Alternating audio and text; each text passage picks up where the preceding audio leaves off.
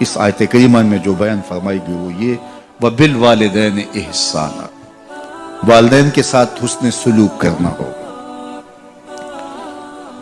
امام فخر الدین رازی علیہ رحمہ نے اسی آیت کریمہ پر گفتگو کی اور دوسری آیت کریمہ انشکر لی وَلِوَالِدَيْک، اس پر کہ یہ کیا ارشاد فرمایا کہ اللہ کے علاوہ کسی اور کے لیے عبادت نہیں ہے، اللہ کے علاوہ اور کسی اور کو پوجو گے نہیں، اور متصل والدین کے ساتھ حسن سلوک کی تلقین کی گئی۔ تو فرماتے ہیں متصل ماں باپ کے ساتھ حسن سلوک کی تلقین اللہ کی عبادت کا ذکر کرنے کے بعد کیوں ہے؟ تو فرمایا کہ انسان کے وجود کا سبب حقیقی ذات باری تعالی ہے، اور انسان کے وجود کا سبب مجازی والدین ہے۔ اس لیے سبب حقیقی کے حقوق کو بیان کرنے کے بعد متصل سبب مجازی کے حقوق کو بیان کیا اور کہا والدین کے ساتھ حسن سلوک کرو گے۔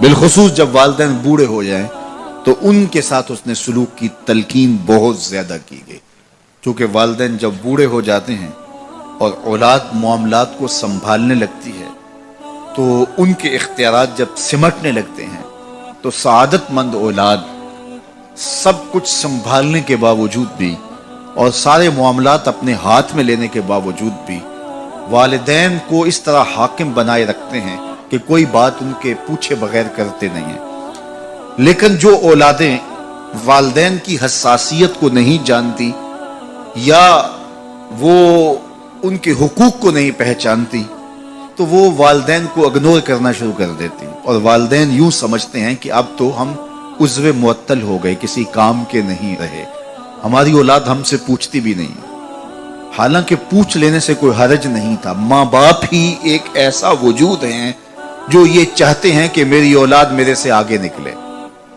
اور اپنی اولاد کو اپنے سے آگے دیکھنا چاہتے ہیں۔ ماں باپ کی مثال اس درخت کی طرح ہے جو دھوپ اپنے بدن کے اوپر لیتا ہے اور پتوں میں جذب کرتا ہے اور نیچے بیٹھنے والوں کو چھاؤں فراہم کرتا ہے۔ پھل اس کے اوپر لگتا ہے، خود نہیں کھاتا، اوروں کے لیے پھل دیتا ہے۔ والدین جو کمائی کرتے ہیں، محنت کرتے ہیں، تگوتاز کرتے ہیں، جد و جہد کرتے ہیں، وہ اولاد کے لیے ہوتی ہے، اور اولاد جب سمجھدار ہو جائے اور جب وہ معاملات کو سنبھالنے لگ جائے تو اس کو چاہیے کہ والدین کو اگنور نہ کرے۔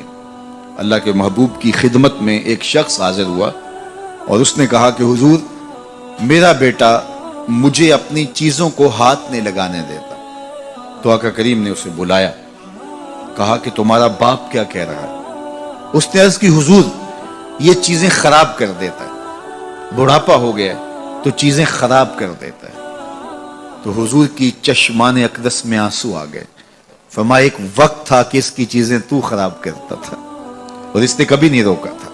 تو حضور نے ایک تاریخ ساز جملہ ارشاد فرمایا، انتا و مالو کا لے ابی کا، تو بھی اور تیرا مال بھی تیرے باپ کا ہے، وہ جو چاہے کرے تو اس کو روک نہیں سکتا۔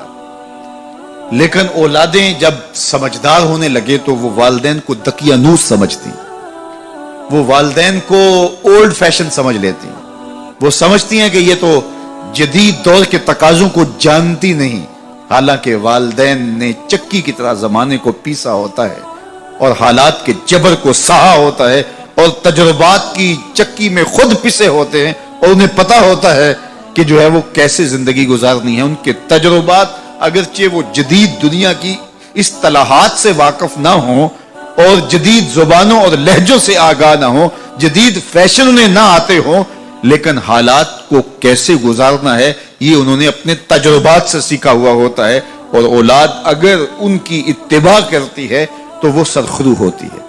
لیکن چونکہ گرم خون جب آتا ہے تو پھر وہ چاہتا یہ ہے کہ میں زیادہ سمجھدار ہوں، تو والدین کو وہ اگنور کرنے لگ جاتے ہیں، اور والدین جب اپنے اختیارات سمٹتے محسوس کرتے ہیں اور اولادوں کے اختیارات بڑھتے ہوئے محسوس کرتے ہیں تو ایک طرح سے وہ اندر سے ٹوٹنا شروع ہو جاتے ہیں، اور یہ ان کے لیے اذیت کا سامان ہے۔ تو اس لیے میرے رب نے انسانی نفسیات اور انسانی کمزوریوں کو مد نظر رکھتے ہوئے کتنی خوبصورت جو ہے وہ تاکید فرمائی، وَبِالْوَالِدَيْنِ إِحْسَانًا، ان کے ساتھ تم نے حسن سلوک کرنا ہے۔ تمہارے رویے خوبصورت ہوں، بلکہ فرمایا تم نے ان کے سامنے اف بھی نہیں کہنا۔ کلمہ تعفیف کیا ہے؟ اف بھی نہیں کہنا۔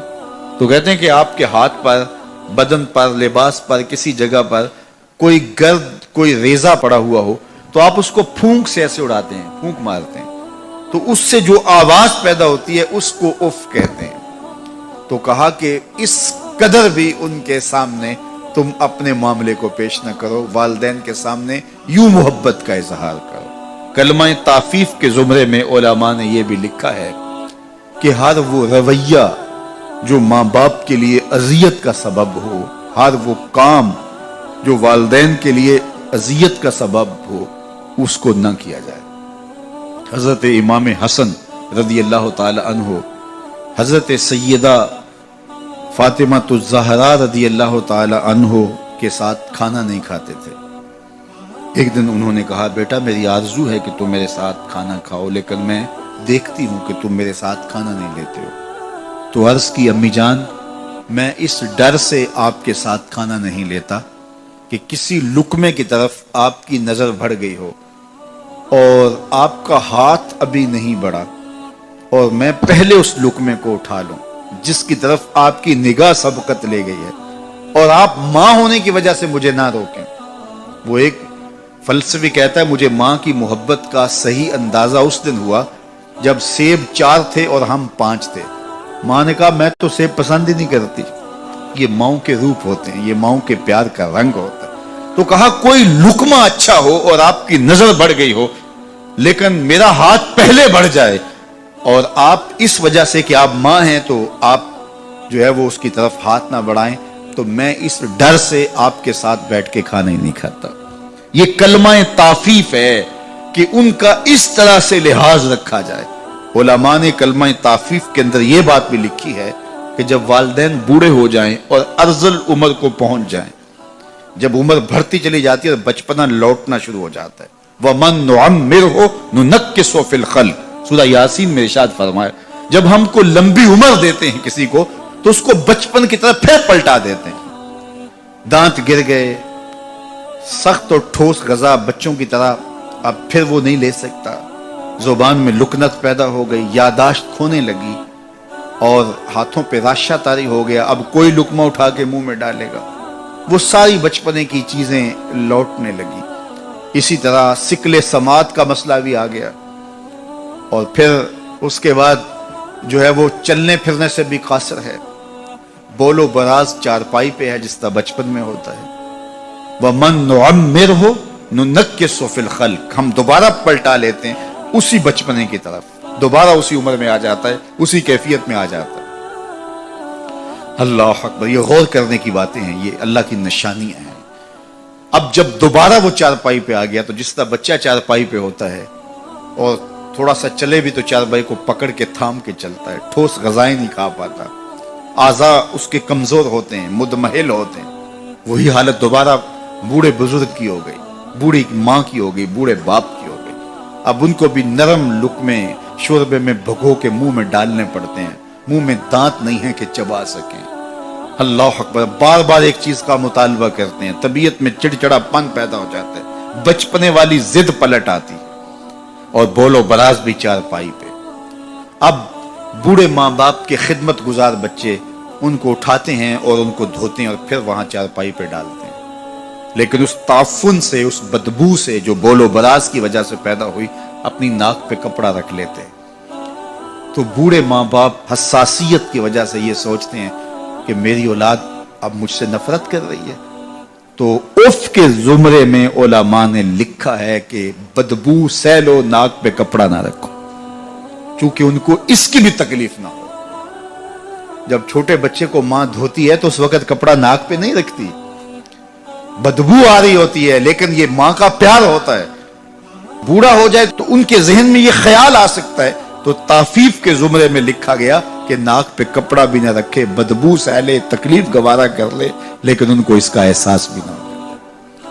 اللہ اکبر، جب بچہ ہوتا ہے تو توتلی باتیں کرتا ہے، تو وہ باتیں ماں باپ کے لیے خوشی کا سبب ہوتی ہیں، سارے بہن بھائی خوش ہوتے ہیں، اس کی توتلی باتوں سے ایک تسکین ہوتی ہے ان کو۔ لیکن بوڑھا جب توتلی باتیں کرنے لگے، لہجہ ٹوٹا ہو جائے تو بعض کا بچے ہنستے ہیں.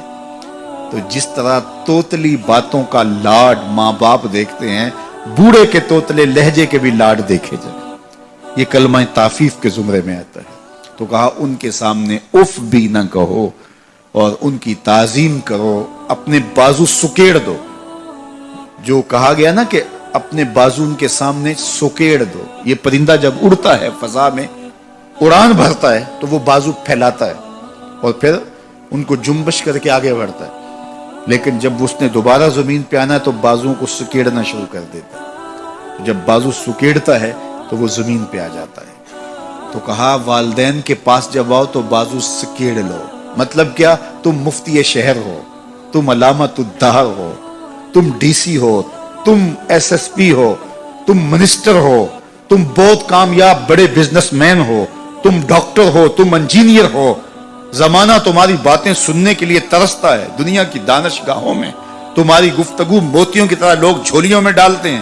تمہیں پروٹوکول دیا جاتا ہے، عزت ہوتی ہے، تکریم ہوتی ہے، تمہارے نام کے نعرے لگتے ہیں، پھول پھینکے جاتے ہیں، تمہارے لیے ریڈ قالین بچھائے جاتے ہیں. دنیا تمہیں تکریم دیتی ہے، لیکن اڑو، عزت پاؤ. لیکن جب ماں کی گود میں آؤ پھر پر سمیٹ لو.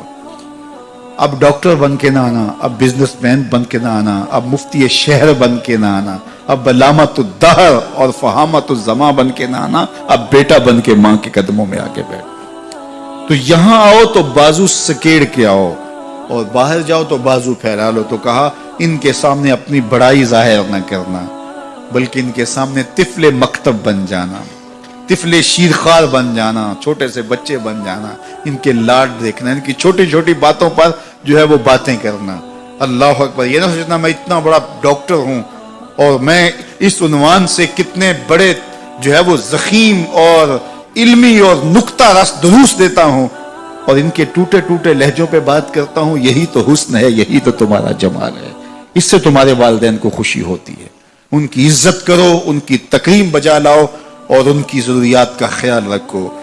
وَقَضَىٰ رَبُّكَ أَلَّا تَعْبُدُوا إِلَّا إِيَّاهُ وَبِالْوَالِدَيْنِ إِحْسَانًا. ان کے ساتھ حسن سلوک کرو. اللہ اکبر. حضرت امام غزالی نے لکھا ہے اور لوگوں نے بھی لکھا کہ جو شخص اپنے والدین کے لیے روزانہ مغفرت کی دعا کرے، والدین زندہ ہوں تب بھی، فوت ہو گئے ہوں تب بھی، اس میں کبھی بھی ناغہ نہ کرے، روزانہ اپنے والدین کے لیے مغفرت کی دعا کرے، اللہ اکبر، ساری زندگی اس کے رزق میں بے برکتی نہیں آ سکتی. ساری زندگی تجربہ کر کے دیکھ، روزانہ ان کے لیے مغفرت کی اہتمام کے ساتھ دعا کیجئے، ساری زندگی ان کے رزق میں بے برکتی نہیں آئے گی. اللہ برکتوں کا نزول فرمائے گا.